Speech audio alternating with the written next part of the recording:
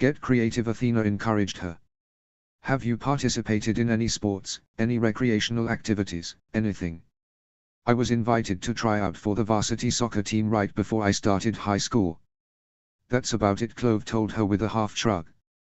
Okay, that's a start, Athena remarking, gesturing for her to continue. How did that go? It went really terribly, actually, Clove said. Felix had his 12-year-old underlings ransack me and contain me until I was disqualified. All because Felix is a petty asshole who believes he's entitled to everything in my life. That had been 2 years ago. The red-headed woman only smirked in return. I tell you, when that boy wants something, he'll do anything to get it. Clove grimaced. I can see this is still a sensitive topic, Athena derided her, failing to hide her amusement. Clove tried to imagine Cato working on the manners and style portion of the interview with Mally, and that filled her with petty joy. What about your family?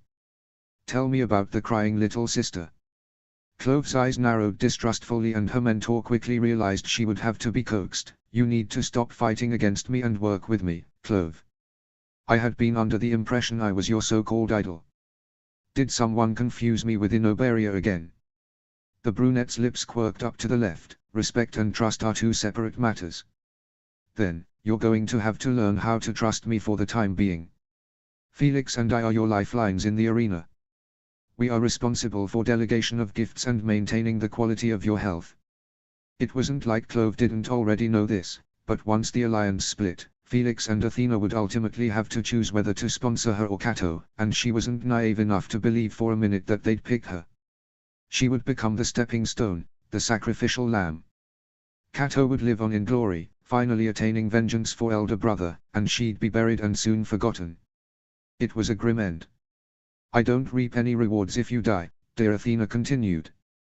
Honestly, I don't even have to be here. If it had been in Oberia, she'd have yanked out half of your hair by now, and I'm here in her place as a supposed courtesy to you. My sister's 12, but she'll be 13 in less than a month. Caesar will want more, so you'll need to work on that, Athena said, shaking her head. We'll need anecdotes and personality traits. Things that will make the audience want to reunite you with the precious sister they never got a chance to see. I can guarantee you that Katniss Everdeen's sister will be brought up in her interview, and right now, she's a threat.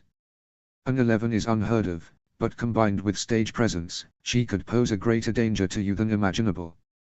This only served to remind Clove again how little she knew about 12, which in retrospect infuriated her. Though, it had been delectable to watch the idiot on fire squirm. What has been your proudest moment as her sister? Watching my sister deliver her first kill to a man named Halston Rooney. He was cursed to his casket the first minute Magni picked up that wooden flail. If you tell Caesar Flickerman that, the Capitol audience will cry. But it will not be from sympathy. They will deem you a witch and burn you at the stake. Does that sound fun, Miss Holloway? Clove wanted to ask if the Capitol realized that they cheered year after year for 24 children to unwillingly fight to the death. Because if they could recognize that much, how could one girl honorably eliminating a traitor to their laws be considered the equivalency of witchcraft? So, what's your suggestion? Since you're so partial to sarcasm, Felix and I have decided that you're going to be sarcastic, with a little bit of sweetness. It was her. Well, if you removed all the fluff and complexities. Sarcastic, but sweet. Somewhere, deep down. It wasn't as fun a role as say surprise sociopath child, but at least it wouldn't take any extra effort. Clove would be saving all her extra energy for the arena, not some pesky interview. Your sister, then the woman redirected. She's pretty chatty, energetic to a fault, enjoys making other people happy, but also strong-willed, defiant. In the end she's dependable, sturdy, but also a bit chaotic. In a few years, she'd make for an amazing tribute. Athena nodded her approval and continued to inquire about her personal history. It was all terribly boring. Her mentor had really tried to make her come off as interesting, but her life was an unending repetitive cycle of classes and then courses. Felix Gray had stolen 5 years of her life. He had successfully stopped her from playing soccer, and then tarred her beloved sketchbook to ashes.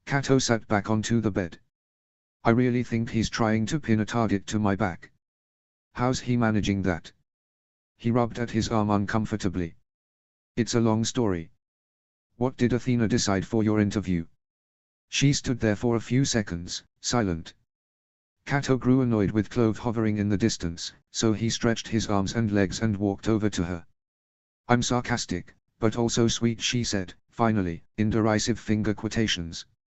Is that it? Kato asked her, because that's not so much an angle as it is a 5-word summary of who you are. Clove shrugged, worn from the day's instability. She made direct eye contact and asked, do you still remember everything I said last night? He gave her a short, grateful nod. Yeah, I do. Kato gazed off into the distance. I remembered my brother too. He was brave, but sharp. In a lot of ways, he was like you, careful, smart, and fiercely loyal. I really was fortunate to have him as long as I did. Immense grief again overcame him as his brain supplied, and I was lucky to have you, too. He took a breath and firmly corrected himself. No. Clove Holloway is not dead yet. You need to hold yourself together, Kato. No one can do that for you but yourself. I can only do that for myself, he parried, his affect disconnected. He had to stop himself from flying into a rage at the injustice of it all. He knew he was a coward. He didn't want to be here anymore. His thoughts, blasphemous and highly unorthodox, clawed at his conscience. He had a self-destructive habit of ruining anything that ever had made him happy. Because that's all you've ever done. You can only destroy everything you touch. You are death sentence, a grim reaper, an affliction upon everyone else. And of course, instead of being grateful for the poor, foolish bastards that draw to your frailty, you act as if they are not worth your time. You've got it all wrong. You're not worth theirs. Kato, watch out. Clove cried out, grabbing his arm at the last moment and barely hoisting him up from the ground. She slid down the wall to support his frame. Leaning against the wall, Kato worked to regain his equilibrium. I hope that's not a permanent side effect, she groaned, rubbing her tender arm. He snorted through a winded breath, I don't think this is a very good investment on your part. Always there when I fall, and where does it ever get you? Placing her hands defiantly on her hips, she shot back, things didn't turn out so bad the last time I caught your fetus. The blonde grinned, mussing up her hair. Yeah, well, you don't get lucky twice. Sometimes I really hate you, Clove lamented, throwing herself onto his bed. I hate myself too. Don't worry, I won't make you stay. Oh, we're definitely not playing this again, Clove commanded, daring him to defy her. I've decided the two of us are going to work this out, whatever it is. We're going to be friends again. Kato glanced at her warily, and what if I don't want to be your friend, Clove? Turning up her nose, she replied, ever noticed how Felix gets everything he wants? Well, I'm taking a book out of his page. I think you mean taking a page out of his book, the blonde corrected, quirking up his left eyebrow at her malapropism. He let out an involuntary laugh at her embarrassed fury. Quietly, reassuringly, he mumbled self-consciously, I just don't think it's a good idea, that's all. He tried not to crumble at the wounded expression on her face. His subconscious mocked him. I hate this, he snapped, pulling at his hair. It's too much. You hate this. Clove snapped, not realizing the two apparently were not engaged in the same conversation. You're the one who keeps playing mind games. Talk about not fucking fair, Kato. Nothing about this is fair, Clove. Kato remarked, becoming even more frail by the minute. So why do you insist on making things worse? Clove yelled. You're the one who created this mess. Everything was fine until you insisted on burrowing yourself back into my life, just like you always do. He snapped. Clove rolled her eyes, crossing her arms, and gave him a rather spiteful expression. Who asked who for a fucking bedtime story, Kato? If you really were so worried I was going to dash all your fucking dreams, you wouldn't insist on playing a puppy nipping at my fucking heels. If I ever think for even a split second that I'd regret cutting your throat, you're sure quick to remind why I won't, Clove. Oh, sweetie, you really do never learn. Swords are only useful if you can get close enough.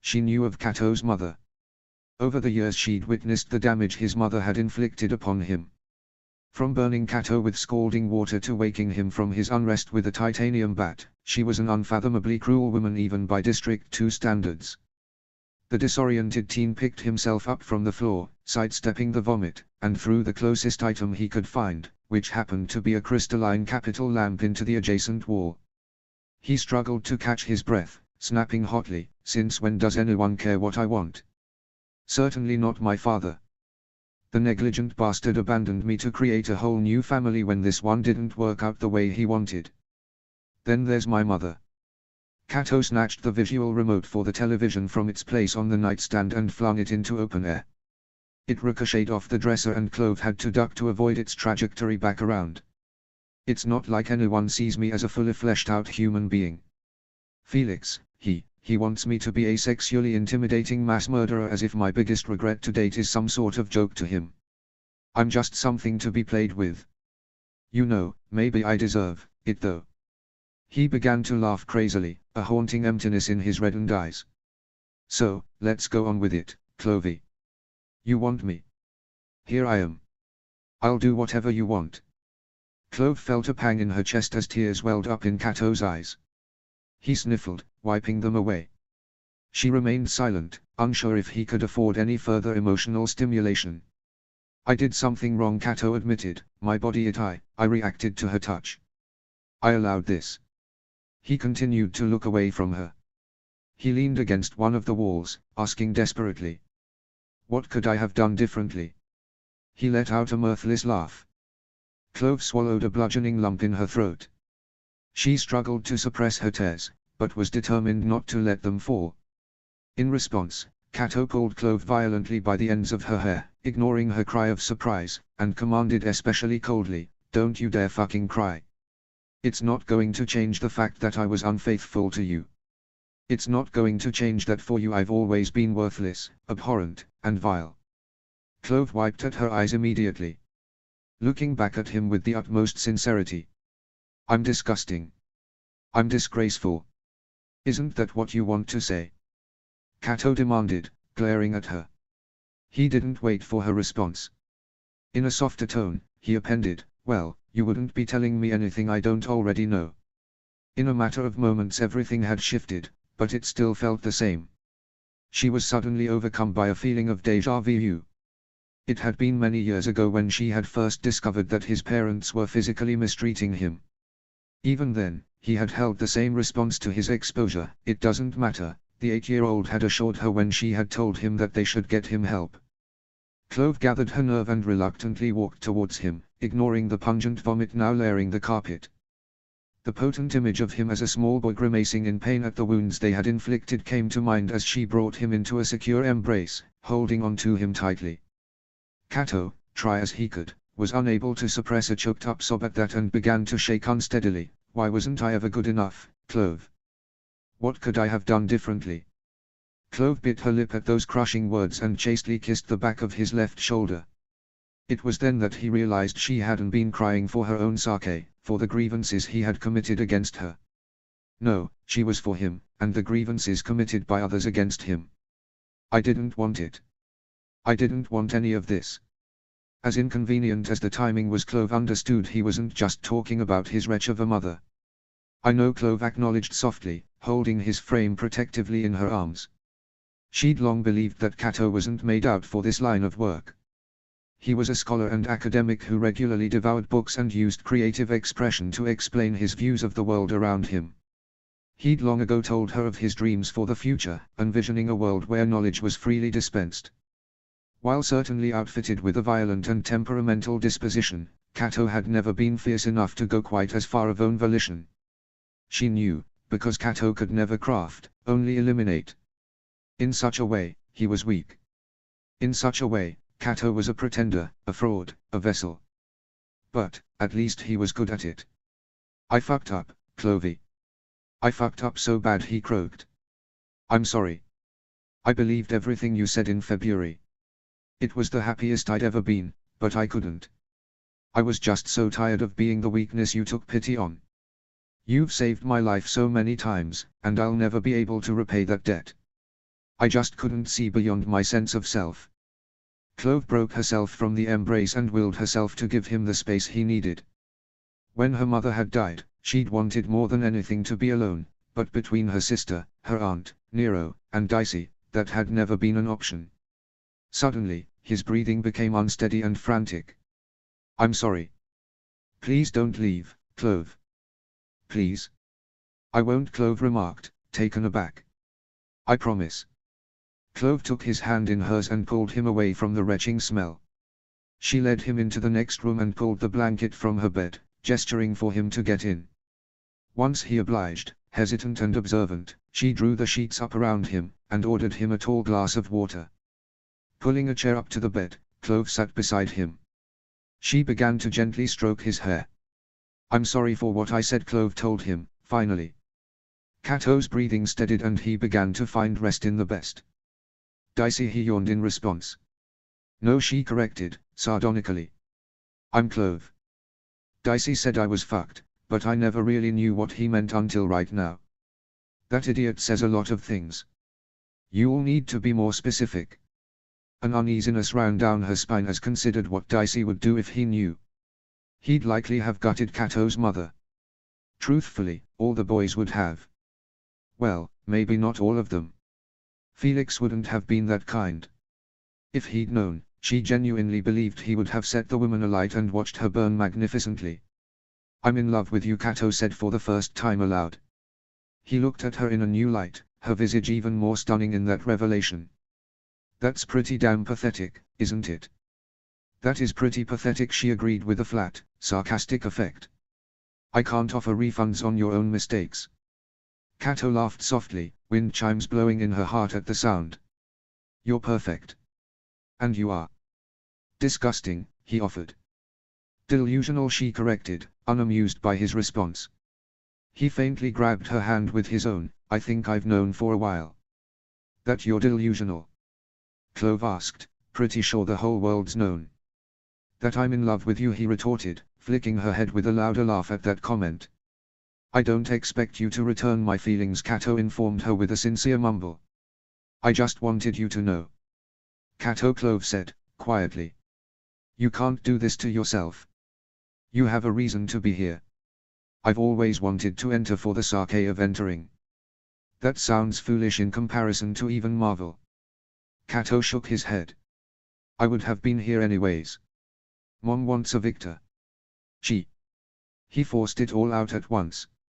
"I returned home one night from training and she looked to me and said she was proud."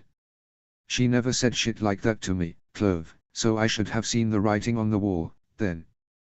But I paid her no attention and started to do schoolwork. After a while, she came in with dinner, sat beside me, and said straight up that she had always wanted to be with a Victor." Cato looked downcast. "So, right as I was gonna make some off-color joke, she forced me onto the bed, and I couldn't move." The blonde bit his lip, and Clove remarked, "You don't have to." Cato shook his head, "I've kept it a secret much too long." Clove pulled him closer to her and continued to stroke his hair, working to soothe him.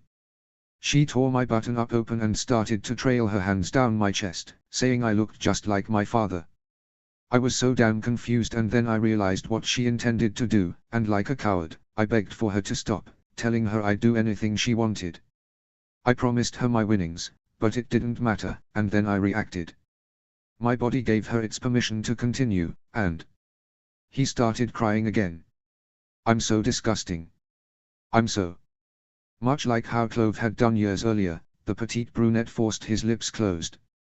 "The only thing that's disgusting is that she did this and you're still assuming the blame.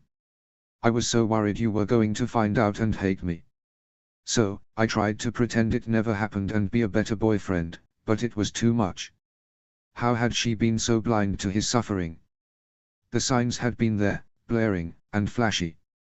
Was it even feasibly possible to look past his clingy behavior, sexual hesitation, agonizing nightmares, aggressiveness, and everything else for so long? How could she have ignored her best friend when he needed her most? Clove bit her lip. She'd failed him. "What are you thinking about?" he asked her, kindly, wiping a stray tear streaking down her cheek. "I love you," she whispered hoarsely.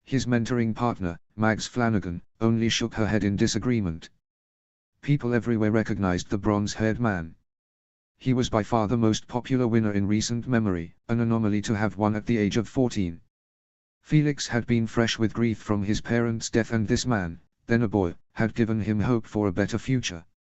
It was taboo in two to idolize victors from other districts, but he hardly cared. "Finnick, I don't believe I've ever seen you this mad before." Johanna Mason, the victor of the games prior to his own, remarked with petty glee.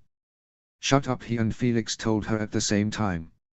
Felix's feelings towards Johanna Mason could not have been any further on the spectrum than those toward Finnick. While on tour in Seven, the comments she'd made and the culture she'd created with his hosts, had put him in a precarious position.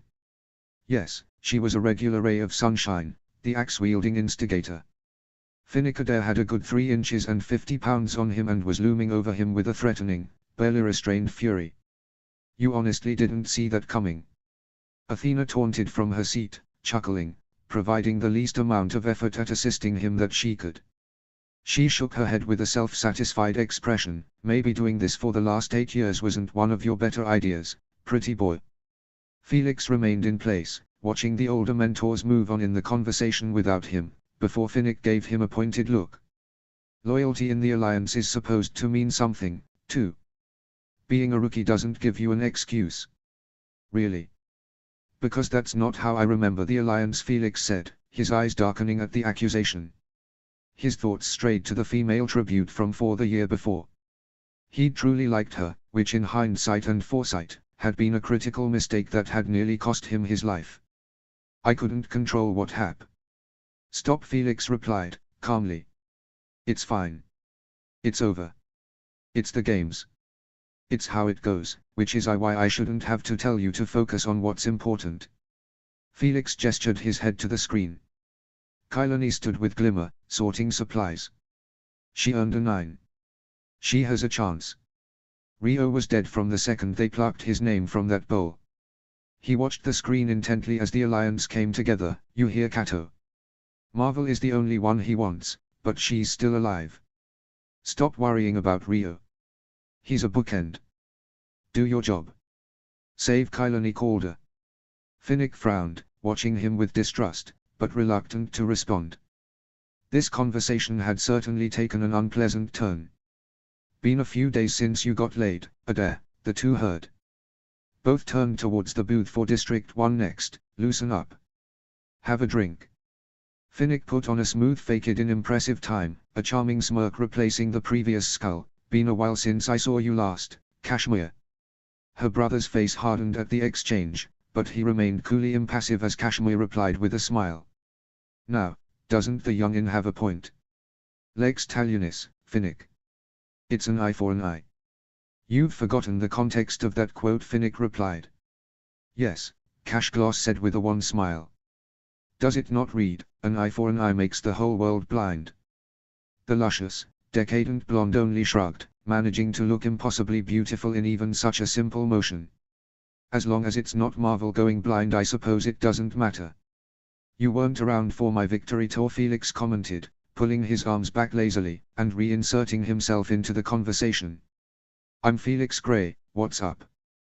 Kashmir looked over the olive-skinned teen. "You're cute, sweetie."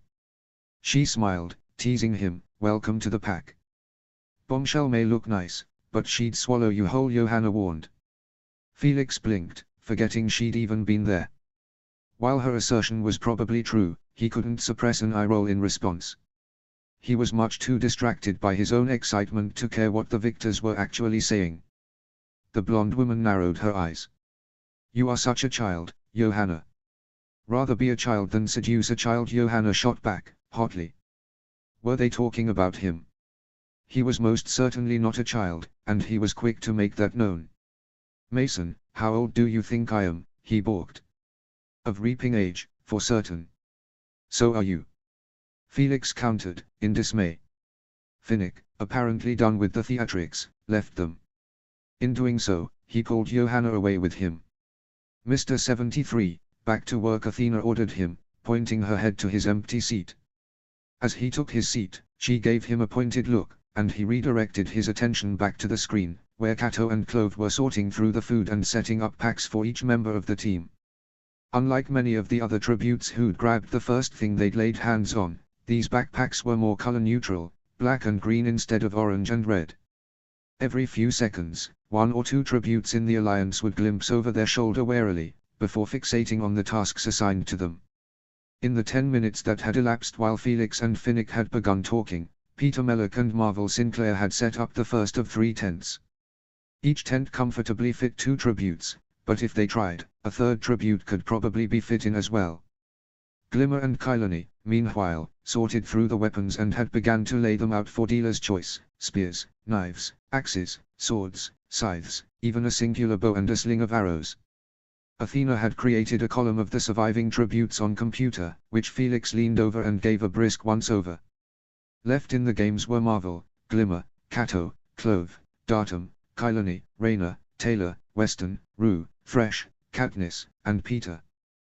The screen flashed and each non-career was given about 15 seconds of screen time between a split screen, first the boy from 3 catching his breath, alongside the redhead from 5 marking random patches with the heel of her boot.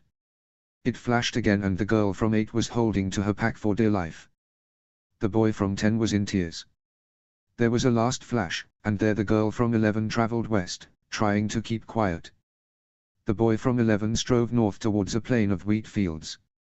Unsurprisingly, Katniss, from 12, consumed the entire screen as it flashed again.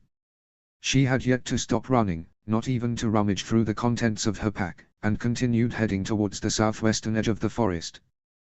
The lake in the northwestern region of the arena was abandoned, with each tribute walking further and further away from it. He hadn't caught sight of supplies, but Felix's dark eyes narrowed with uncertainty. If the tributes started to die out from malnourishment and dehydration, the capital would grow bored and they'd draw the tributes together with worse matters.